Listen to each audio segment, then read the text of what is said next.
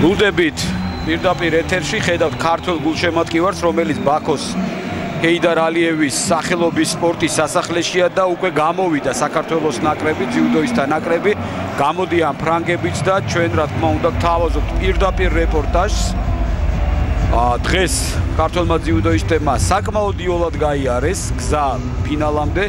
ჯერ ჩეხები დაამარცხეს და შემდეგ ნახევარფინალში იგივე ბედი ეწვიათ უნგრელებს, ხუთივე შეხვედრა ძალიან იოლად მოიგეს, ხუთივე შეხვედრა, მოდი ესე ვიტყვი, ძალიან იოლად მოიგეს ქართველმა სპორტსმენებმა, ხედავთ შემადგენლობასაც. მე კიდევ ერთხელ ვიმეორებ, ალბათ ყველასათვის ნათელია ეს შემადგენლობა თუ ვინ იასპარეზებს სახეზე ქართველ ძიუდოისტებს უკვე ალბათ ყველა ისედაც ცნობდა და ეხლაც ყველა ცნობს და ლაშა გუჯეჯიანთან ერთად გაუძღვებით დღეს აი ამ ძალიან საინტერესო დაპირისპირებას მაშასე ამირან პაპინაშვილი, აი ყველაზე ახლო სწორედ ის არის, შემდეგ ნუგზარ ტატალაშვილი, ავთან დილჭრიკიშვილი, ვარლამ ლიპარტელიანი და ადამ ოქრუაშვილი, აი ეს ხუთეული დაუპირისპირდება საფრანგეთის ეროვნულ ნაკრებს, ლოიკ კორვალი, პიერ დუპრა, შემდეგ ლოიკ პიეტრი, ალექსანდრ იდირი და სირილ მარე. აი ამ ხუთეულს დაუპირისპირდებიან ჩვენი ბიჭები და პირველი რა თქმა უნდა არის ამირან პაპინაშვილი, ლოიკ კორვალი, მისი მეტოქე. ლაშა დაიწყე. მოგესალმებით. რაც შეეხება დღევანდელ ასპარეზობას, ძალიან დაძაბულები ვართ უყველანი. პაპინაშვილი და ჩვენი ნაკრების შემადგენლობა ყველას პირად ჩათვლაში медаლი აქვს. ორი ჩემპიონია გუნდში, ორი ვერცხლის პრიზიორი და პაპინაშვილი ბრინჯაოს ფლობელი. ასეთი გუნდი არც ერთია. ვარსკვლავური გუნდია, ნამდვილად. რაც შეეხება პაპინაშვილს, იგი თავის წონაში არ ასპარეზობს, იგი თავის წონაზე მეტ 66 კილოგრამ წონით კატეგორიაში ჭიდაობს, მაგრამ ძალიან დიდი იმედი მაქვს, რომ პაპინაშვილი აი უკვე დაწინაურდა, არა ჩვენც გაგვაფრთხილეს. ფრანგების შემადგენლობას რომ გადავხედე, ფაქტიურად არ უნდა გაგვიჭირდეს ამ კონკურენციის გადალახვა. არ არის ისეთი ოპტიმალური შემადგენლობა საფრანგეთს არ ყავს, რომ ჩვენ რამე სანერვიულო ამ ეტაპისთვის გქონდეს. კორვალი ევროპის ჩემპიონი და მსოფლიო ჩემპიონატის ბრინჯაოს პრიზიორია, მაცნობისთვის საკმაოდ გამოცდილი 27 წლის ძიუდოისტია და ლაშამ აღნიშნა, რომ ამირანი არ ჭიდაობს თავის წონაში, ის ზედა წონაში ჭიდაობს, თუმცა ამას ხელი არ შეუშლია მისთვის, რომ წინა ორი შეხვედრა მოეგო და ეხლაც არც ძალიან კარგათაც ჭიდაობს, ვარლამ ლიპარტელიანი ეკუთვნის ეს.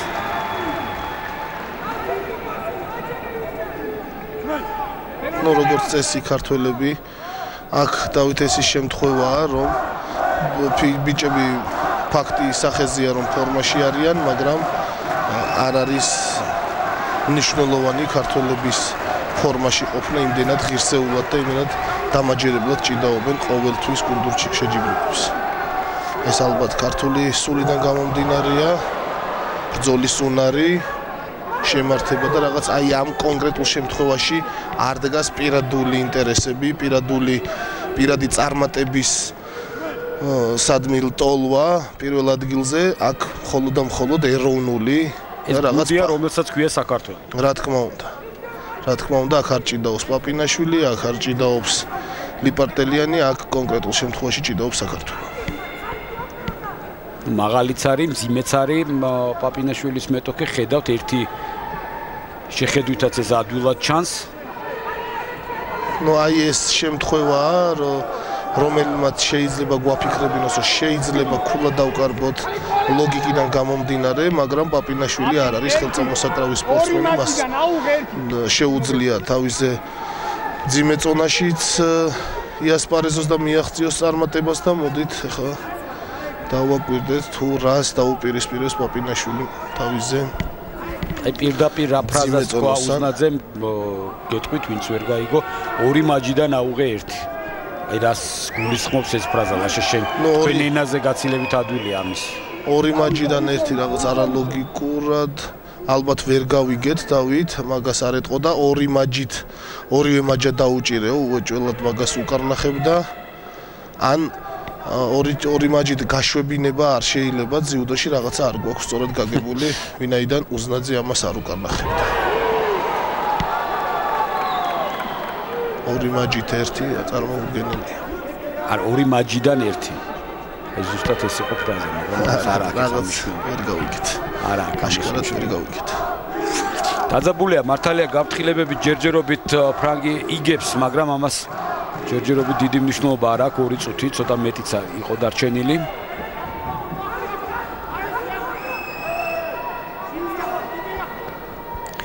ამ შემთხვევაში ხა ჩვენ გვაქვს უპირატ თითო უპირატესობა აქვს მეტოქეებს თუ 66 კილოგრამამდე დაბალი წონის ძიუდოისტი ჭიდაობს საქართველოს გუნდიდან მძიმე წონაში 100 კილოგრამშის მოჭიდავე ჭიდაობს საფრანგეთიდან ასე რომ აქ თითქოს გათანაბრებულებია შანსები ამიტომ და შუალედში ხრჩება შუალედში 3 წონა სტაბილური 3 წონა ტატალაშვილი, ჭრიკიშვილი და ლიპარტელიანი დღეს არ გამოსულა მათ შორის პირველი ორი ამ წონაში იჭიდაო ბექა ღვინიაშვილი ამ სამ ადამიანს შეუძლია დასვას წერტილი ამ კონკრეტულ შეხვედრაში საფრანგეთთან დაპირისპირებას გულისხმობ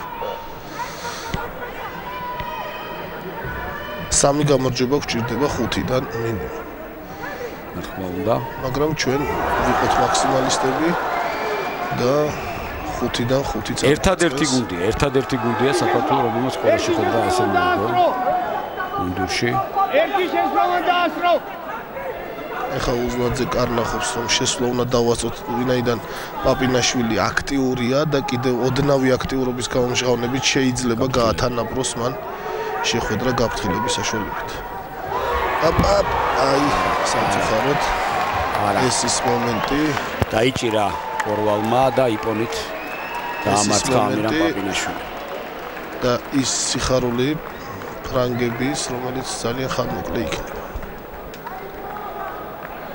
გამოიყენა მაინც ალბათ წონაში უფრო რა თქმა უნდა წონას შეჩვეულია 66 კილოგრამი წონის მოასპარეზია ამირანს მაინც ასე თუ ისე 6 კილოს ძალიან დიდი მნიშვნელობა აქვს თან მით უმეტეს ზუსტად 66 არ იქნება იგი რამოდენიმე კილოს აუცილებლად დაიკლებდა და აქედან გამომდინარე ძალებიც რაც უფრო მეტია წონა მით უფრო მეტი ძალა აქვს ადამიანს შემდეგი შეხვედრა 73 კილოგრამი წონითი კატეგორია ნუგზარ ტატალაშვილი პიერ დუპრა აი დავით ეხა აი ამ შეხვედრას აქვს კიდე ძალიან დიდი მნიშვნელობა რომ რაღაც შემთხვევის იმედზე აღარ ვიყოთ და ბიჭები ფსიქოლოგიური წნეხის ქვეშ არ მოყვნენ ბოლო დარჩენილი 3 წონითი კატეგორია რომ არ იყოს ესე დაძაბული და ფსიქოლოგიურად რაღაც მუხტი რომ არ შეიტანოს ტატალაშვილმა უნდა მოიგოს იქიდან გამომდინარე რაღაც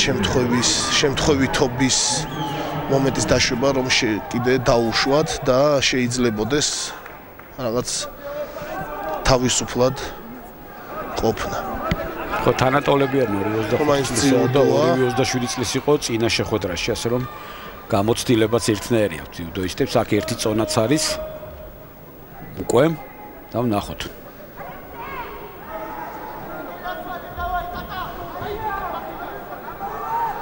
ნუ ტატალაშვილი ცდილობს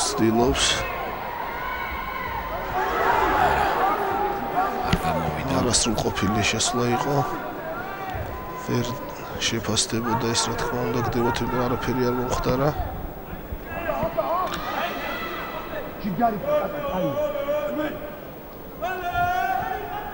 ამხნევებს ვარლამ ლიპარტელიანი ტატალაშვილს ეს ბუნებრივიც არის იქ რაღაც ერთსულოვანია გუნდი ერთმუშტად შეკრულია ეს ძალიან მნიშვნელოვანია თქმა უნდა ერთობას ბიჭები არც ისე არ უჩივიან საკმაოდ შეკრული გუნდია მეგობრული დღევანდელი საქართველოს ძიუდოს ნაკრები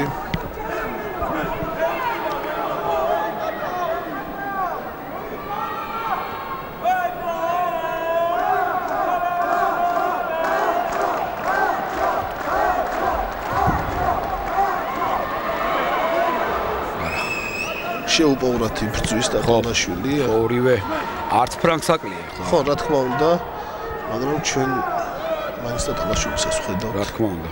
უფრო მეტად არ აკლებს არც მონდომებას, არც ცდელობას და ნახოთ თუ როგორ განვითარდება.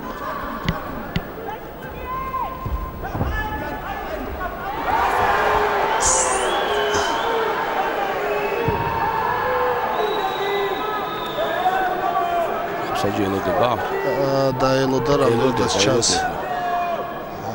განხილ არაფერი. სოლაშა უბრალოდ აი რას მივაქციე მე ყურადღება ალბათ მაყურებელმაც. ადრე ძალიან სწრაფად აფიქსირებდა მსაჯი შედეგს. ეხლა თითქოს ელოდება ისეთ შტაბიშტილება. იცით დავით წესებიდან გამომდინარე ბევრი რამ შეიცვალა და აქედან გამომდინარე რომ შეცდომა არ იყოს დაშვებული ან იგივე თუნდაც თავის სასარგებლოდ საჯების კეთილგანწყობა რომელიც სპორტსმენსაც აქვს იქიდან გამომდინარე რა თქმა უნდა არის მცირედი არაობიექტურობები ხდება არაობიექტური შეფასებები ძიუდოში და აქედან გამომდინარე ჩართულია ვიდეო რეფერი ანუ ვიდეო განხილვა შემთხვევის და აი აქ იმას სწრაფად მოხდა ეს მოძრაობა ვერ დავინახე შეეხო თუ არა გვერდით არ მგონია ფრანგი სპორტსმენი მაგრამ არბიტრი არაფერს არ რეაგირებს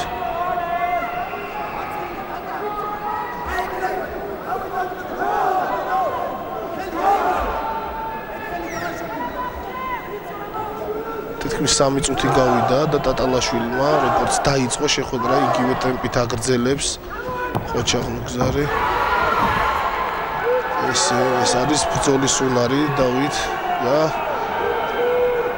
მე ჩემი პირადი გამოცდილებიდან გამომდინარე რა თქმა უნდა ძიუდოის ძიუდო უნდა სიამოვნებდეს მაგრამ ეს ის მომენტია რომელიც სიამოვნებითაც სიამოვნებას ღებულობ ადამიანი როცა გადიხარ გუნდურ ჩემპიონატზე ძალიან აზარტულია, ძალიან საპასუხისმგებლოა და ის რომ შენ შეცდომას უყურებს. ანუ შენ შეცდომამ შეიძლება შენ ბიჭებს რაღაცა ზიანი მოუტანოს, შენ ქვეყანას ზიანი მოუტანოს და აქედან გამომდინარე არ უშვებს სპორტსმენი წამის არც ერთ მინიმალურ შანსს რომ რამე ისეთი არა გაუთვალისწინებელი რამე რომ ჩაიდინოს.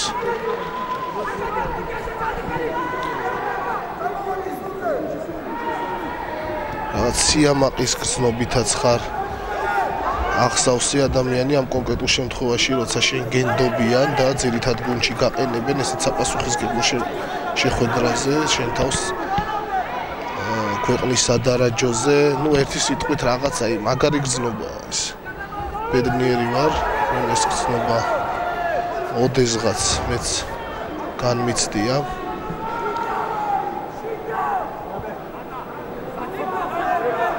კეთილი შურით შურ სამწუთებში მოასპარეზე ბიჭების მათ ხელშია დაძაბული გამოდგა ეს შეხვედრა ძალიან დაძაბულია დარწმუნებული ვარ იქ ყოფი ქართველები რა დღეში არიან მთლიანად ფედერაცია, ძიუდოს ფედერაცია სრული შემადგენლობით იქ გახლავთ. ბოლო წუთია და გასაფრთხილებელიც არც ერთი არ არის, რომ უნდა ამეთახო. არა, აი სერიოზულად დაძაბული და მონდომებულები არიან ორივე სპორტსმენი.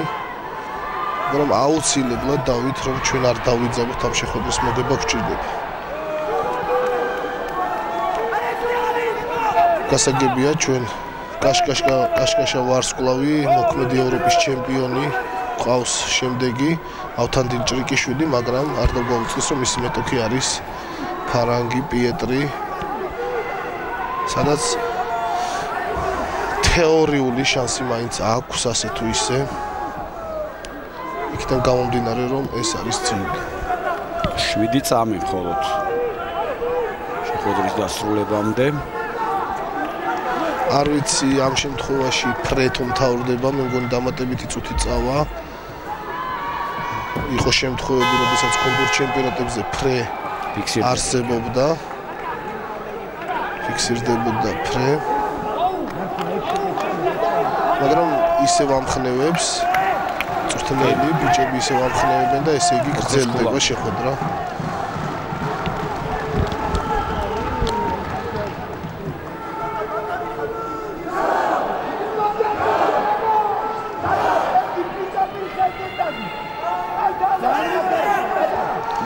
ალთანდილ ჭრიკიშვილი და ორი უზომოდ გამოცდილი ძიუდოისტი კარნახობს. დატალაშვილს თუ რა შეუძლია მან მეტოქეს გაუკეთოს. რის ხარჯი შეიძლება ქულის მოპოვება.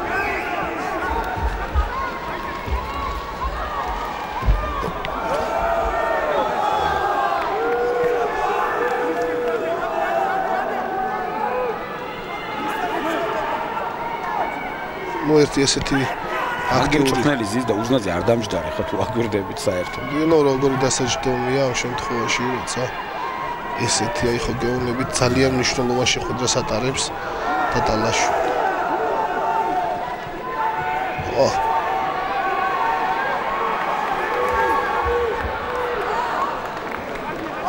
ოჩახ დატალაშვილს. ნამდვილად რთული სიტუაციიდან დაძვრა და კინოღამ თვითონ შექმნა იგივე რასაც მოწინააღმდეგე პირებდა.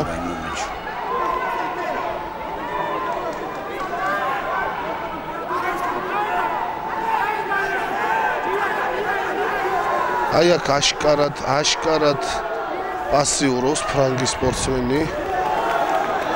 რაღაც ბოლო მომენტში გააქტიურდა. სურამოდენივე წამი საჭირო გაეჩერებინა აუცილებლად გაფრთხილებას დაიმსახურა. ესე უცებ მისცემს. ძალიან პასიური მდგომი ჰქონდა, მოხრილი იყო. ისე მოხრილი.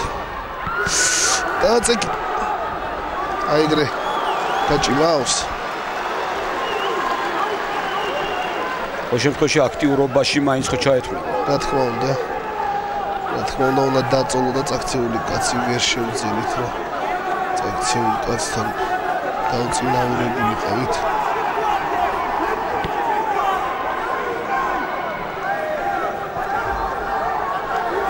აი ხედავთ დავით როგორ პასიურად უდგება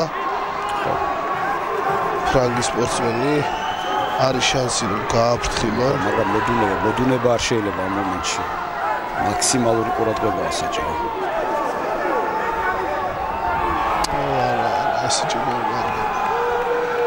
იმ უპირატესობას ვერ იყენებს, რა უპირატესობასაც ფრანგი სპორტსმენი აძლევს მას. როდესაც დაძაბული შეხვედრა ეგეთ პასიურ დგომზე გიდგება, მაგალითად ვარლამ ლიპარტელიანი დარწმუნებული ვარ დავით, რომ ამ შემთხვევაში გააფრთხილებინებდა მეტოქეს. ძალიან თუნდაც ალთანდილ ჭრიკიშვილი არ შეიძლება იმ მომენტში, როცა შეგიძლია რაღაცა მინიმუმის მოპოვება, შენ თავად გაამწვა.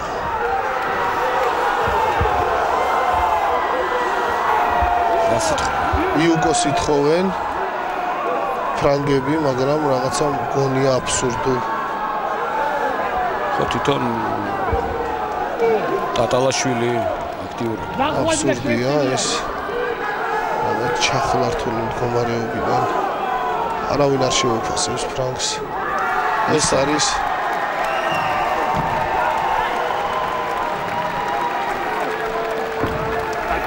შეუფასებს. ძალიან სამწუხაროა. უშეღავათო ბრძოლაში რაღაც. აი ამ მომენტში არაფერი არ შეუქმნია ჩემს აზრით. თავს იცავდა უბრალოდ და აი ამ მომენტში მისცეს. აი ამ რა უწყინარ სიტუაციაში შეუფასეს. მე ეს ძალიან დიდი განჯის თემაა, ეს კონკრეტული შემთხვევა და მოძრაობა მე მსაჯი არ ვარ და კონკრეტულად ვერ შევაფასებ, მაგრამ ჩემი გადმოსახედიდან როგორც ძიუდოისტი ესეთი შესრულებული ვეთ ჩემს აზრით არ უნდა შეგვიძლეს. იქიდან გამომდინარე ეს არ იყო დაგეგმილი, ეს არ იყო გამიზრული, მომზადებული თავდაცვის ხიზნით, რაღაცა იგორავეს სპორტსმენებმა. და იმას რასაც ვიძახდი დავით ძალიან დავიძაბეთ და უეჭველი სამი გამარჯვება გვჭირდება. უეჭველი. ეხლა უკვე ყველა გადამწყვეტია. ალთანდილ ჭრიკიშვილი, რომელიც ჩვენი ყველაზე ნათელი და დიდი იმედია. დარწმუნებული ვარ, რომ სტიმულს მისცემს და დაძრავს იმ გამარჯვებების, იმ სამი გამარჯვების პირველ გამარჯვებას. ლოიკ პიეტრია მისი მეტოქე კიდევ ერთხელ შეგახსენებ. სერიოზული კონკურენტი ყავს მას, მაგრამ სოფლიო ჩემპიონია ისიც, ჭრიკიშვილიც. სოფლიო ჩემპიონი ბოლო ბალანს თუ დავაგვირდებით მათ შეხვედრებში, აშკარა ლიდერი ჭრიკიშვილია. მაგრამ კიდევ ვიმეორებ, რომ ძალიან დიდი სიფრთხილე მართებს ავთოს ამ შემთხვევაში, რომ რამე შეცდომა არ გაეპაროს. თორემ გამოუსწორებელი იქნება მისი შეცდომა, მაგრამ მოდი ცუძი არ ვილაპარაკოთ და ავთან დილჭრიკიშვილის ასპარეზობის დღეს, როდესაც ის ასპარეზობდა, სულ დადებითზე საუბრობდით და დღესაც ვისაუბროთ მის აი ამ შეხვედრის მოგებაზე. აუცილებლად მოიგებს დავით. არ ვინერვიულოთ არც ჩვენ, არც მაყურებელმა. ჭრიკიშვილის აშკარა დეშინია პიეტრის. ჭრიკიშვილი თუ თვითონ გააკეთებს ამას, არაფერს გამკეთებელი არ არის. პიეტრი აი ეს რაღაც მოჩვენებითი ვითომ მონდომება პიეტრის მხრიდან.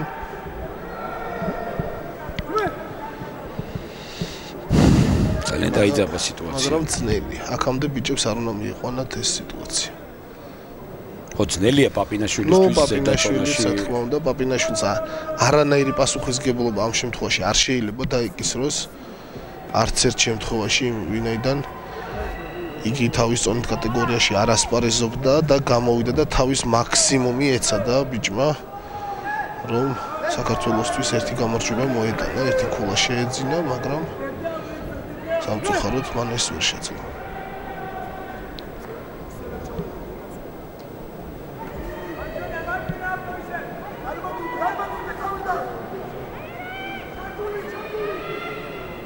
ძალიან ბევრჯერ არიან დავით ეს პიეტრი და ავთან დილჭრიკიშვილი ერთმანეთს შენახვედრა და იციან ერთმანეთის ჭიდაობა. შეიძლება ქართველი არ იყოს ქართველს იმდენჯერ შეხვედრა, რამდენჯერაც ეს ორი ბომბერაზე ძიუდოისტი შეხვდა. ასაკობრივი ჩემპიონატებიდანაც მოყოლებული შეიძლება ითქვას, ხვდებიან ეს სპორტსმენები ერთმანეთს, ამაზე ჩვენ ბევრი ვაიმე იუკო გაუშვა ავტომ იუკო გაუშვა, მაგრამ დარჩა 2 წუთი და 36 წამი და ვფიქრობ, რომ ეს იუკო ძალიან ძვირი დაუჯდება პიეტრის.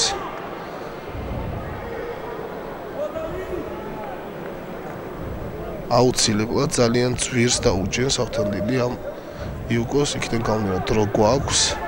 გახსოვთ თქვენ ნიფონტოვის შემთხვევაში შეაფასეს მსაჯებმა თუ არა იმ წუთიდან ნიფონტოვის განადგურება დაიწყო ჭრიკიშვილმა. არ ჩქარობს ავთო, მაგრამ ვფიქრობ, რომ ტემპს უნდა მოუმატოს ავთო.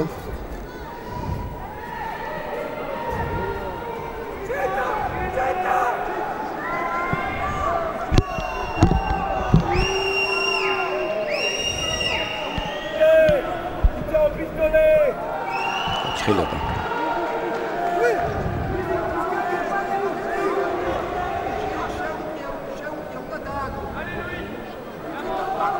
ორი წუთია დარჩენილი, დრო გადის უკვე.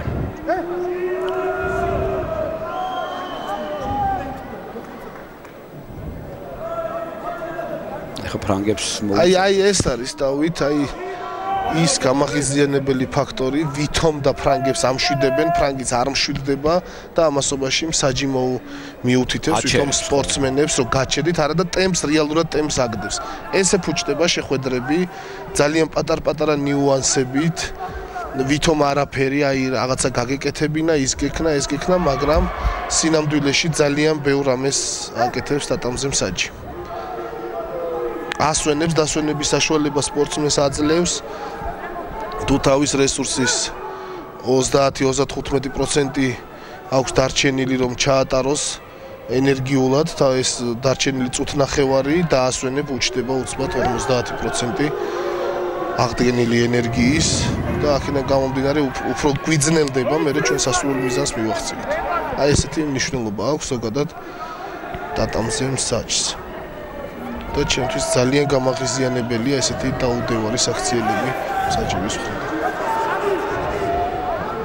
აი ეგრე ავტო მაგრამ ჩვენ გაფრთხილება ხელს არ გვაწევს. ჩვენ გვჭირდება აუცილებლად გდება. გაფრთხილება საჯი არ მისცემს ხელს.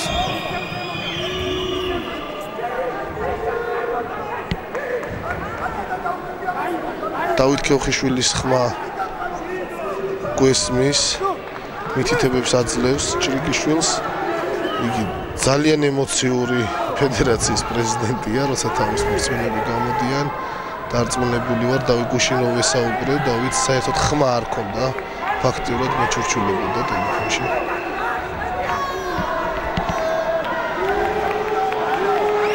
არა ავტო არ არის ეს ჩვენი ჭიდაობა, არ გვინდა ჩვენ გაფრთხილება, ჩვენ გვინდა აუცილებლად გდება. დასჩენილია 30 წელი.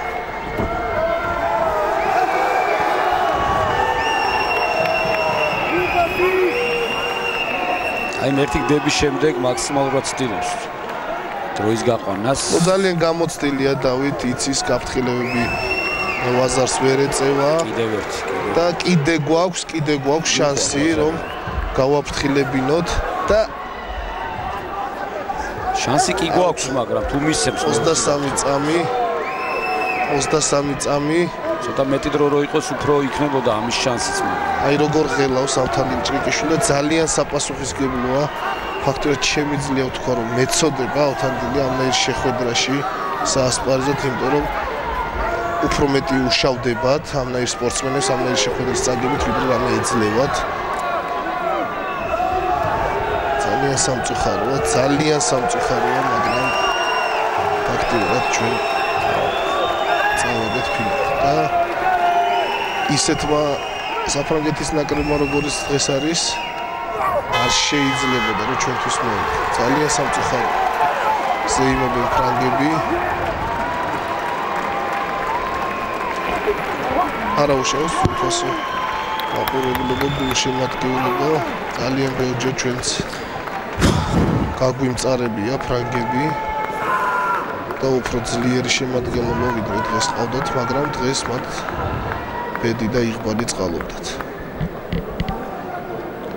აი დავით ეხან ვიძახდი ამ დონის სპორტსმენი და მისი გინდა არ გინდა ჩაგდებული შეხვედრა ძალიან ძიმე გადასატანია ჭრიკიშვილისთვის დარწმუნებული ვარ. მაგრამ გასამართლებლად ავთანდილ ჭრიკიშვილს არაფერი გასამართლებელი არ აქვს, მაგრამ თუ რამე შეიძლება მისანუ გეშო თითქოს არა ნაკლებ ავთანდილ ჭრიკიშვილზე გამოცდილი სპორტსმენია პიეტრი და იგიც მსოფლიო ჩემპიონის ტიტულის მფლობელი. გაგრძელდება ჩვეულებრივ ახლა აქ არ დასრულდება ორივე შეხვედრა უნდა ჩატარდეს. მე უბრალოდ გეტყვით რომ ქალთა შორისაც ფრანგებმა მოიგეს. ასპარეზობა გერმანია დაამარცხეს ფინალში. მესამე ადგილები კი სლოვენიელებმა და იტალიელებმა დაიმსახურეს. არ გამოვიდნენ? ვინ არ გამოვიდა? ფრანგი არ გამოვიდა. დამწუხრებული ბიჭები მე ფრანგი არ გამოვიდა. იგრძნობა ადამიანს ფაქტურად ეტირება და ეგრეც არის. ძალიან ძნელია. ადამიანამდე რომ ისულიყო მაინც ჭიდაობა. ადამიანამდე რომ ისულიყო ძალიან დიდი შანსი ჰქონდა, რადგანაც ჩვენ რა თქმა უნდა, მარეთს ის. ჭიდაობენ. წინაწარმოსნები ჭიდაობენ. არაფერს არ გვაძლევს აქში. ხო, ეს უბრალოდ შევხედავთ შეხვედრას. მე გოგონებზე გითხარით, ფრანგებმა ფინალი ძალიან კარგად იჭიდავს, პირველი წააგეს და შემდეგ ძალიან დამაჯერებლად გაიმარჯვეს. შეეხება ვაჟებს, აქაც გათამაშდა მესამე ადგილებისთვის შეხვედრები და ეს მესამე ადგილები დაიკავეს უკრაინელებმა და რუსებმა. ბოლო გადაწყვეტი იყო უკრაინისთვის შეხვედრა მძიმე წონასწორები და აქ მოახერხეს მოგება. სამწუხაროდ ჩვენი გუნდი მხოლოდ ვერცხლის მედალს დასჯერდება.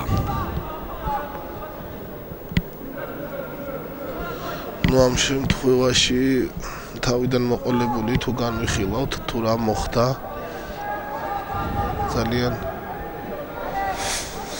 ცუდი რამ დაგვემართა პირველივე წავაგეთ და ალბათ რაღაც მომენტში მერე ძნელია უკვე გადამწყვეტი იყო ტატალაშვილის შეხვედრა მე აღვნიშნე დავით თუ გახსოვს რომ ტატალაშვილის წაგების შემთხვევაში ყველაფერი ძალიან ცუდად წავიდოდა და გართულდებოდა და ფაქტის ახეზია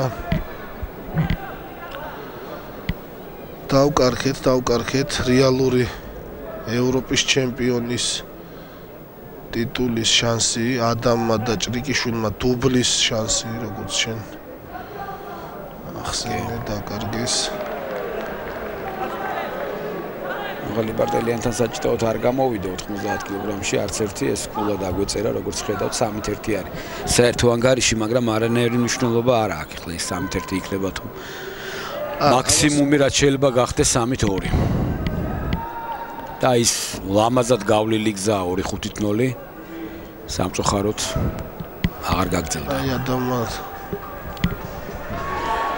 ნელია ყოველთვის ესე მაგრამ ამიტომაც არის ალბათ სპორტი ადამი დაიჭირა შებოჭვაზე მაგრამ მე ხადამის განწყობა არა უნდა გაიქცეს ყველა შემთხვევაში ადამის განწყობაც გასაგებია ვეღარ ჭიდავს ამოვა ადამი ჩემი სასწრაფო მაგრამ ვერ ამოვიდა კიდევ ერთხელ მეორე ფაქტი ფრანგები ძალიან ბედნიერნი არიან ძალიან გახარებულნი არიან მათ დაამარცხეს ალბათ სოფლიოს ერთ-ერთი საუკეთესო გუნდი დავით მოგეხსენებათ აქ უკვე ფსიქოლოგიური განწყობა ხო ეს სუფთა ფსიქოლოგიური მომენტია ადამიანისთვის ეს შეხვედრა არაფერს არ წარმოადგენდა გადამწყვეტ შემთხვევაში შეიძლება გადაეწყვიტა კიდევაც მარეტი წელში უხეშად ესე ვიტყვი კიდევ გამომდინარე რომ ძალები ნამდვილად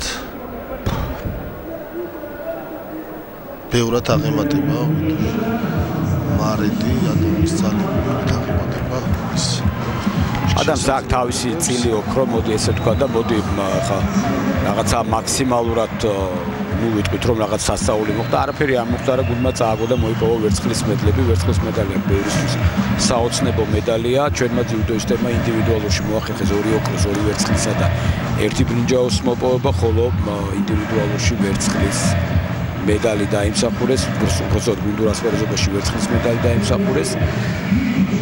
კარგი იყო ოქრო, მაგრამ ვერაფერს ვეღარ შევცვლით, საფრანგეთის ნაკრები ამ შემთხვევაში უფრო ძლიერი აღმოჩნდა.